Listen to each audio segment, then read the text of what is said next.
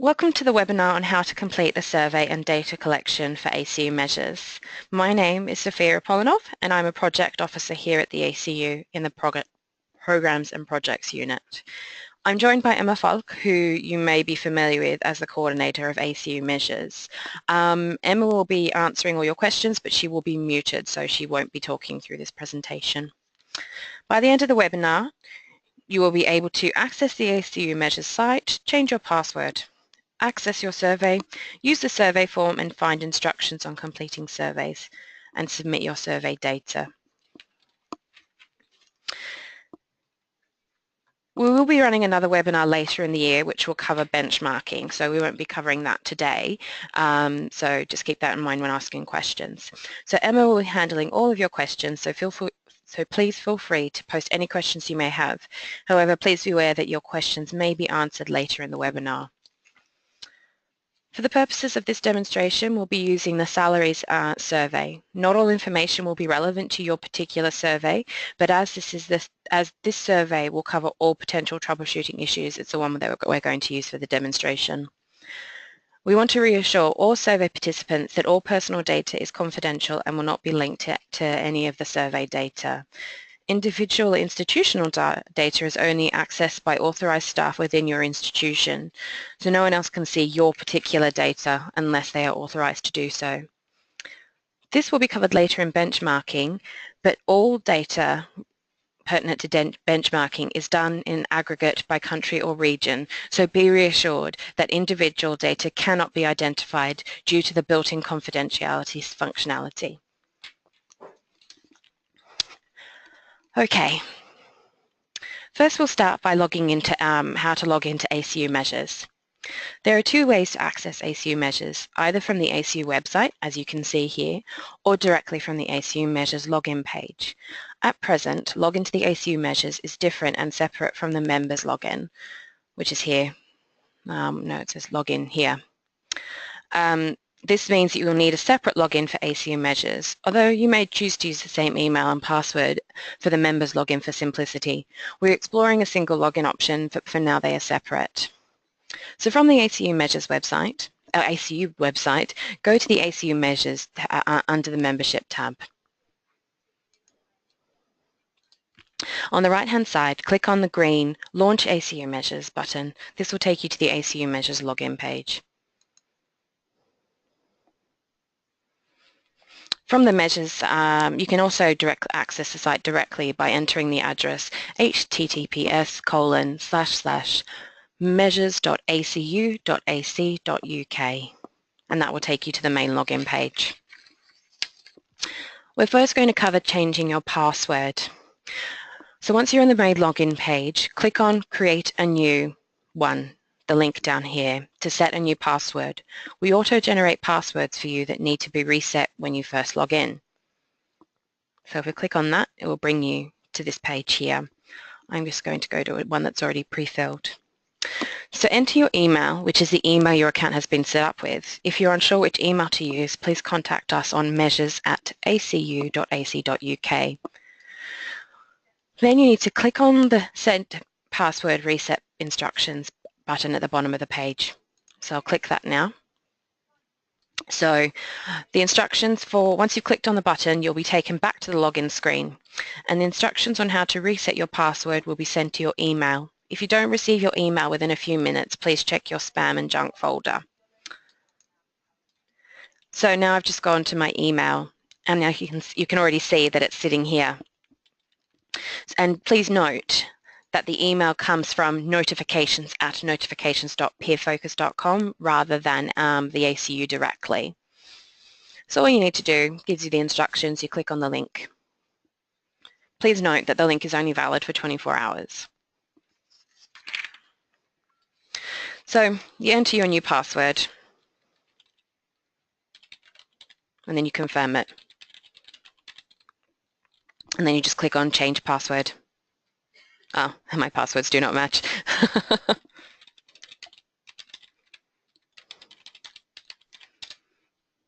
Oh, okay, it's not working.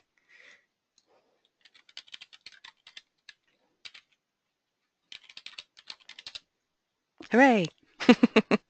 So now all you need to do is enter your login details with your password, with the new password, and you just click login. So let's do that. So once you've logged in, you'll be sent straight to the home screen. This, on the left-hand side, you'll see your details, such as your name and your contact information. Under that, you have your quick links. These will allow you to access some of the site's most common features, such as surveys, quick reports, and slideshows with benchmarking results. Underneath that is messages. This will contain any messages that we send out to participants. On the right-hand side, you can see the upcoming deadlines. Now, please be aware, this screen may not appear the same for you as it does for me. It would just depend on which access that you have and which surveys you've been given permission to access. For the demonstration, I've got all of the surveys that we have available, but they will be different for each individual user. So, next we'll look at how to access your survey. There are two ways to access the surveys.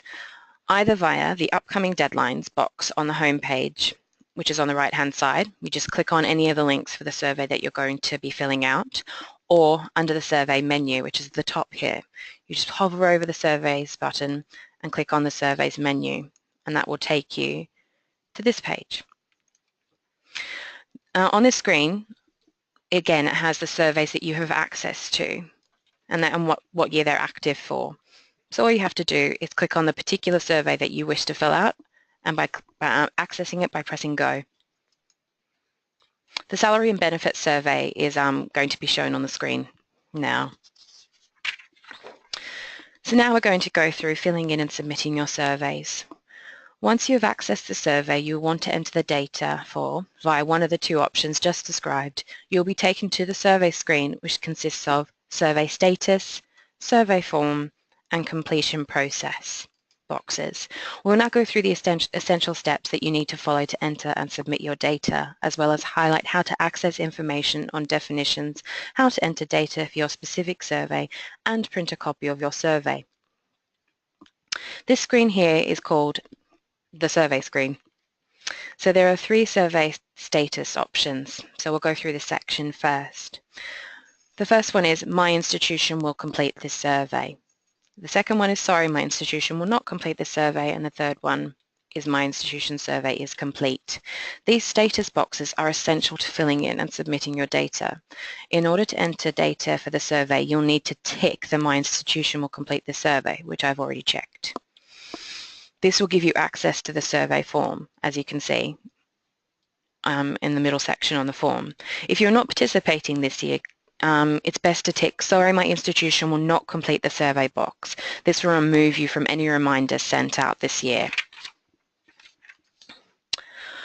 Okay, before you start entering data into the survey form, click on the definitions and instructions on how to complete the survey link at the top of the survey form, as this section will give you essential details on the definitions used for your survey. Here you can see the definitions and instructions for the salaries and benefits survey. It will give you an introduction to the survey and provide you with details of what data you are expected to provide and in what format. For example, which staff to report for, how staff should be counted, and the different types of average uses. Going back to the section onto the main survey page, there is a section here called preliminary information. And this is essential for some surveys, such as the salaries and benefits. Here you'll need to enter some preliminary information in order to get access to relevant survey sections. In this case, which staff you want to provide salaries for. This may not apply to the survey you're filling in, but we are using this as an example to cover all aspects. So click on the link for preliminary information. This will take you to a screen where you need to indicate which staff you want to provide salaries for. Please tick the yes, no as appropriate. Once you've made your selection, click on the Save and Return to Menu button in the lower left-hand corner. So, for instance, in my survey, I'm going to be clicking on I want all of them. Now be aware that if you do not have to click every section, as long as it's relevant for your particular institution, this will just determine the sections that you'll be able to complete when filling the survey out. So you'll now see here, which actually they've already appeared, the sections that we'll have selected in the survey form. In this case, we have chosen to enter salaries for academic, clinical and research staff. Please note that these sections will only appear once you've ticked all the boxes in the preliminary information section, i.e. you have to tick either yes or no for each option. Before you start, you may want to save a copy of the survey in order to get an overview of the questions or share with colleagues in your institution. Click on the second link, click for a print-friendly at the bottom here in the completion section. Click on the second link on the survey screen. This will bring up a pop-up window where you can choose which sections of the survey that you want to print. For example, you can print sections 2 to 5. I've ticked 1, 2, 5, 6. So you don't have to print the whole thing out. So these can be shared with colleagues across your institution as necessary. So you just click the box here saying Create PDF. And here it is as a download. Let's have a quick look at that. So it's a clean version of the survey here for you to have a look at. And you can share that with your institutions or anyone that you need information from. You can also get Word versions of each survey. These can be accessed from the ACU Measures page on the main ACU website. So here we're back on the ACU Measures page, and it's on the right-hand side under Downloads. And so here are the docs here, so ACU Measures Gender Survey, Institutional Profile Survey, all the various ones. If you wish to submit your survey via Word, please contact us directly. Okay, now we're back on the survey page. On the right-hand side of the survey form, you'll see a progress bar for each section. These are meant to provide an estimate indication of completeness for each section. Your institution may not need to answer each question in each section, so don't be alarmed if your progress bar shows the survey as incomplete after you have entered all your data. If a reply is required, you'll be notified via the validation messages, which we'll go through in a minute. If you're still unsure about which data to provide, please do contact us. You should now be ready to enter the data into the survey. Please remember to tick the My Institution will complete the survey to enable your survey sections. For the salaries and benefits survey shown here, please also remember to fill in the preliminary information section in order to enable all relevant survey sections. Each section appears as so now we're going to go through how to enter the data into the form. Each section appears as a link that you could click on to get access to the section. Please click on the survey section that you want to enter. So for instance, we're going to go with section 2, annual salaries of academic staff. And it'll take us to that section there for our demonstration purposes. Let's hide that for the moment. Okay. So for this section, so as you can see here, we have a table filled with sections that you can fill out. Ours is pre-filled, obviously yours will not be. So please populate the various fields as indicated in the form. In this section, the majority of the fields require you to enter numbers or numerals, but there are also some questions that allow you to enter free text. For example, the question, how are individual, it's at the bottom here, how are individual salary increases determined? Please note that you can't enter data in grayed out fields, as these are automatically calculated by the system. 3 things to think about when filling out the survey. Firstly, when entering numbers or numerals, you don't have to enter dots or commas, as this is done automatically. Second, when entering any monetary figure, you don't have to do the currency conversion. The currencies are automatically converted into US dollars using World Bank indicators when the data is available for international benchmarking. So please enter the salaries in your home currency. And finally, if you don't have any information about a specific indicator, please leave the field blank, as a 0 value entered in here will skew the data. So let's have a look at section 5, benefits. So this is just a general overview of what parts of the salary of the surveys look like. So I'm going to go back to the main page. So section 5, benefits. As you can see, this section uses more drop-down menus and yes, no type questions compared with the section we just saw.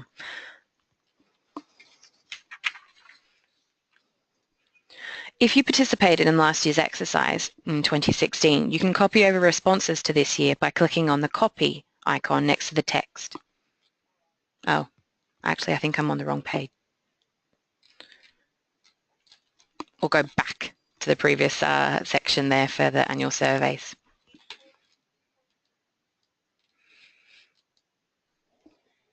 So here, it says reported in 2016.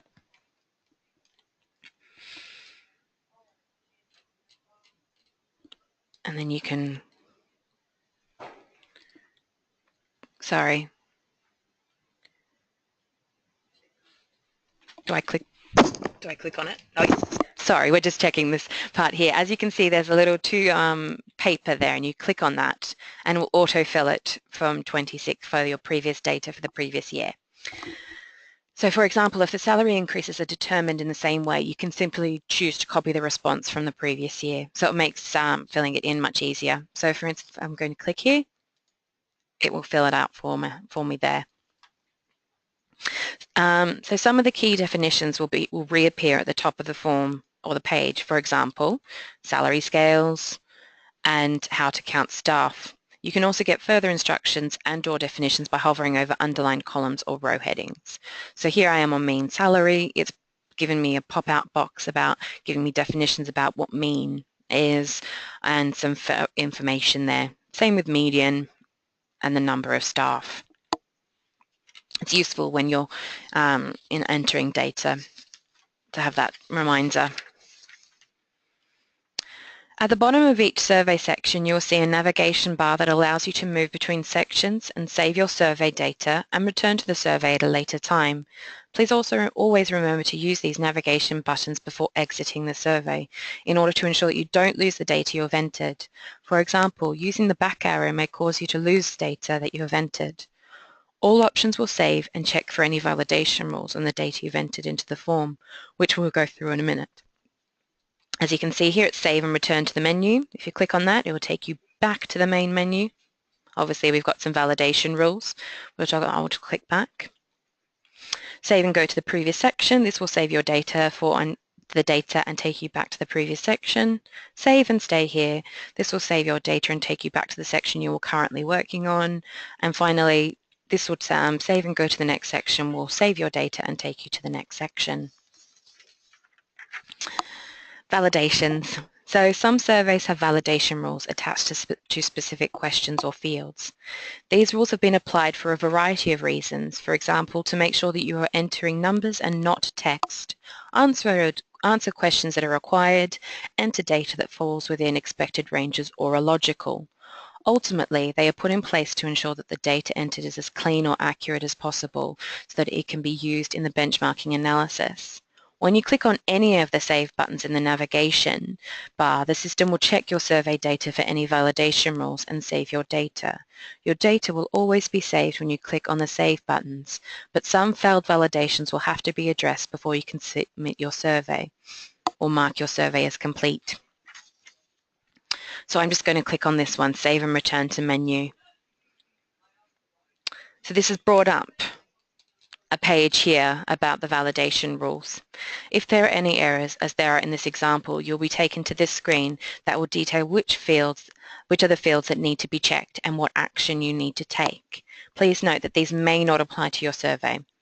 There are 3 levels of validation. Warning, which requires no specific action but should be reviewed. Serious, must be fixed or annotated. And fatal, it must be fixed and will not let you submit your survey until addressed. Each validation rule will also have a specific explanation under the rule link to help you understand the reason for the rule and what action to take. All validation errors are also manually rechecked by us and surveys with incorrect data being removed from our analysis until it is corrected. Please check the error messages carefully and update your response if necessary. Depending on the error, you have the option to enter a comment, as you can see here, for example, for serious errors, and skip the validation error. So you just click on that and it'll ask you to put your comment there and you can just save it. Please check for serious error, that's for serious errors.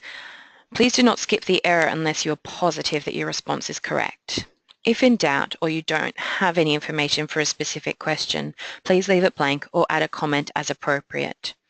If you have any questions specific to your error, you can always contact us. So let's click on this here. So we've got the professor median salary. So all you have to do is click on the error and it'll take you directly to the section where it is. And as you can see, when you return to the section, you can also see the failed validation message or information in a box at the top right-hand corner of the screen here. Please click on the link in the box to be taken to the relevant field, or you can hide it.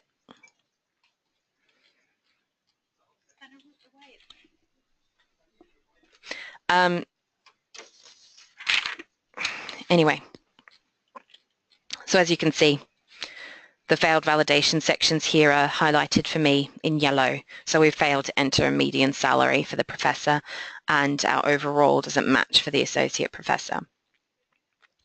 When you're confident that your survey has been completed, including running validation checks and providing comments for missing data as we explained under validations, you can submit your survey. This is done by saving your survey results as described under navigating between the pages and sections form and returning to the survey form. So here it must be fixed or annotated. So I'll just add a comment here to show you. And here we can see this is a warning, associate professor median salary is too high. So that's fine. We've annotated and we can move forward now. So now we've returned to the survey menu. You can see here that the warning, the validations are listed here as indicated by the symbols. So now that we've done that, we can submit the survey. This is done by saving our results, as we've done before, and then you need to tick My Institution Survey is complete. When you click on that, this will bring up a confirmation box that acknowledges the submission of your survey. So have a read of that. So it thanks you for your participation and it reassures you about the data. So have a read of that, and you can also read our privacy policy statement. And what you need to do is just click I understand. So as you can see now, you can also, that it's listed now as complete. The My Institution will not complete the survey option has been removed. So please note you can also enter and change data up until the deadline on the 31st of May. So you don't have to complete the survey in one go. Just be sure to save the survey before logging out. If you have any further questions, we have there are a number of ways that you can find further information. So please click on the About Surveys link here when you hover over the Surveys link at the top of every page. This will take you through a quick guide that will take you through all the steps of accessing, filling in and submitting your surveys. You can also access this guide, including information on how to access the site and set up your password as described at the beginning of the webinar on the ACU Measures page on the main ACU website. So I'm going to go back to the ACU Measures page.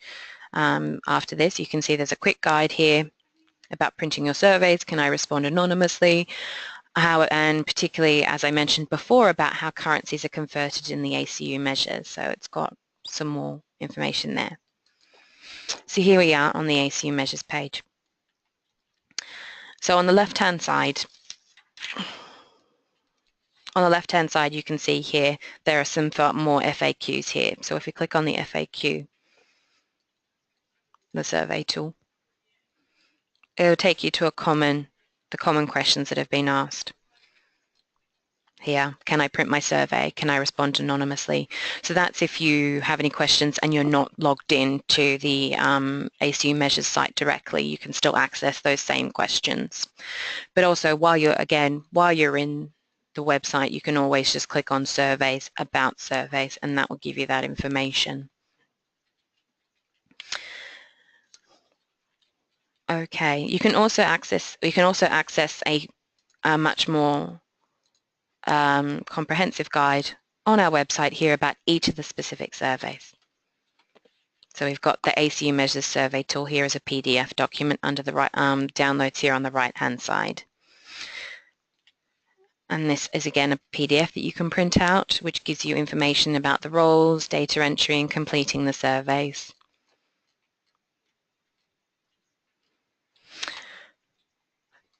Going back to the actual measures page, we have the help buttons can be found at the bottom right-hand corner of each page and will give you information about the page that you're on.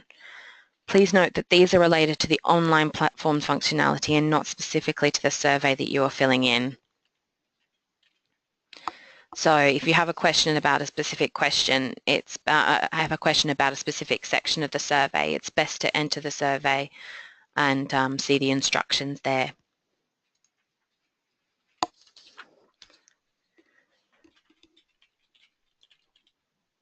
I'm just going to go into the survey here.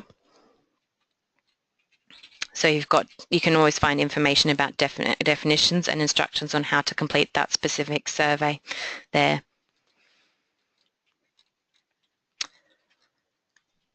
So that's the end of the webinar. I hope it's been instructive.